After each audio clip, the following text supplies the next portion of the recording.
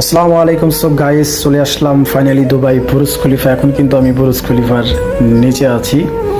তাই দর্শক, আজকে বুরুজ খলিফার দেখাবো বুরুজ খলিফার ভিতরে এবং কি আছে। এই বুরুজ খলিফার ভিতরে ঢোকার জন্য কিন্তু মানুষের কিন্তু অনেক টাকা পয়সা কিন্তু ব্যয় করতে হয়। এই বুরুজ খলিফা এক রাত থাকতে হলে প্রায় 50,000 60,000 দিরহাম গুনতে হয়। তাই এবং কি আছে এই বুরুজ খলিফার ভিতর, আজকে আমি বুরুজ খলিফার ভিতরটা কিন্তু আপনাদের দেখাবো। এটা হলো বুরুজ খলিফার বাইরেরটা। আশেপাশে যে বিল্ডিংগুলো আছে, এই বিল্ডিংগুলো কিন্তু খুব ছোট ছোট দেখা যাচ্ছে, আসলে কিন্তু মোটেই কিন্তু বিল্ডিংগুলো কিন্তু ছোট না। তাই আমরা চলে আসলাম বুরুজ খলিফার ভিতরেই। তাই আমি কিছুক্ষণ পরে কিন্তু লিফটে উঠে যাব। লিফটে উঠে কিন্তু আমি উপরে চলে যাব। আজকে আপনি উপর থেকে আমি দেখাবো। আর এই বুরুজ খলিফা, এটা হলো বুরুজ খলিফা বানানোর টাইমের একটা ছবি।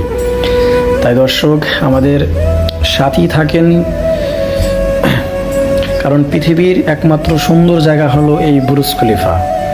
তাই এখানে কিন্তু হাজার হাজার কোটি কোটি মানুষ কিন্তু ঘোরার জন্য আসে বা দেখার জন্য আসে। তাই ফাইনালি কিন্তু আমি এখন লিফটে থেকে কিন্তু আমি উপরে চলে আসলাম। এখানে কিন্তু দেখেন অনেক মানুষজন, সবাই কিন্তু কেউ সেলফি তুলছে, কেউ ভিডিও করছে, কেউ টিকটক ভিডিও বানাচ্ছে। আসলে খুবই সুন্দর।